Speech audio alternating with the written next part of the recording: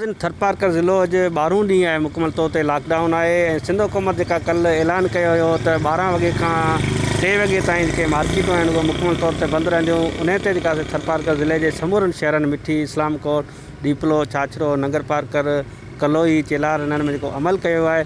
उन सां गॾोगॾु अॼु जुमे जो ॾींहुं आहे ऐं जेका जुमे नमाज़ दौरान जेका मस्जिदनि में इज्तिमा थियनि था उनखे जेका महदूद कयो आहे ऐं मुख़्तलिफ़ जेका तालुक़नि जा जेके असिस्टेंट कमिश्नर आहिनि उन्हनि मस्जिदनि जे पेश मामाउनि खे घुराए उन्हनि खे हिदायतूं कयूं आहिनि त उहे इज्तिमा जेके आहिनि उहे महदूद कनि। मस्जिदनि में 4 खां 5 जेके माण्हू आहिनि उहो 5-5 फुट जे फ़ासिले ते उहे वेही नमाज़ पढ़े सघनि था।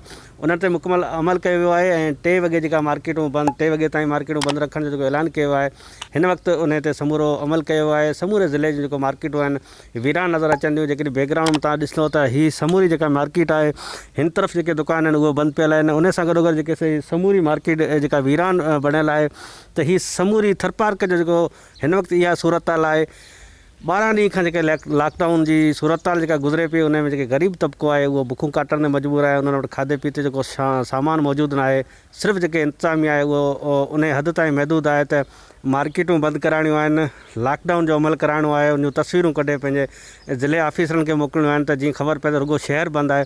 पर शहरु बंदि कराए लॉकडाउन कराइण खां सवाइ का सरगर्मी असांखे नज़र नथी अचे। इंतिज़ामिया जेका अहिड़ी सरगर्मी नज़र अचे त हीअ जेके ग़रीब माण्हू आहिनि जेके बुखूं काटण में मजबूर आहिनि इन्हनि जे लाइ का रिलीफ वारो सामान हुकूमत फ़राहिम करे जेको हुकूमत ऐलान कयो वियो आहे उन ते को अमल न थी सघियो त मक़ामी इंतिज़ामिया आहे, ज़िले इंतिज़ामिया आहे उन इन तरफ़ ध्यानु न ॾिनो। उन्हनि खे घुरिजे त हितां जी जेका सूरत हाल आहे थरपारकर जी उहा जेका सिंध हुकूमत ताईं वञणु घुरिजे त हिते जा माण्हू आहिनि 95% ग़रीब जेके तबिको हिते रहे थो उहो जेको ग़रीब तबिको आहे उनजो समूरो जेको गुज़र सफ़र आहे चौपाए माल ते आहे ऐं जेको मज़दूरी जेके कनि था दिहाड़ी ते उन्हनि जो समूरो सफ़र गुज़र उन्हनि ते हले थो। पर चौपाए माल जूं जेके पिड़ियूं बंदि आहिनि उन्हनि खां पोइ उहो माल बि जेका पिड़ियुनि ताईं न वञण जे करे उहे माण्हू आहिनि उन्हनि जो सफ़र गुज़रनि ताईं जेका मुश्किल जेका सूरत हाल आहे उन मां गुज़रे पियो।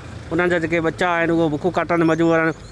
पर इंतिज़ामिया खे घुरिजे त ज़िले इंतिज़ामिया आहे उहो नोटिस वठे सिंध हुकूमत खे हिकिड़ी सिफ़ारिश करे त हंगामी बुनियादनि ते जेके थरपारकर ज़िले जी सूरत हाल आहे उन ते ख़ासि ध्यानु ॾिनो वञे ऐं रुॻो लॉकडाउन आहे उन खां ॿाहिरि निकिरणु खपे। रुॻो लॉकडाउन वारी सूरत हाल जूं तस्वीरूं कढे इंतिज़ामिया ताईं जेके मोकिलियूं वञनि उन्हनि मां ॿाहिरि निकिरणु खपे ऐं ॿारड़ी वारा जेके ॻोठ आहिनि इन्हनि में को बि अञा ताईं जेका न तालुक़नि जो को ऑफिसर पहुतो आहे न को चूंडियल नुमाइंदो पहुतो आहे। उन्हनि उन सूरत हाल ते को ध्यानु ई न आहे ॾिनो त ॿारड़ियुनि जी जेका सूरत हाल आहे उहा इंतिहाई संगीन आहे। उते पाणी बि खुटी वियो आहे, उते खाद खुराक जूं शयूं बि न आहिनि, ट्रांसपोर्ट बि उते बंदि आहे।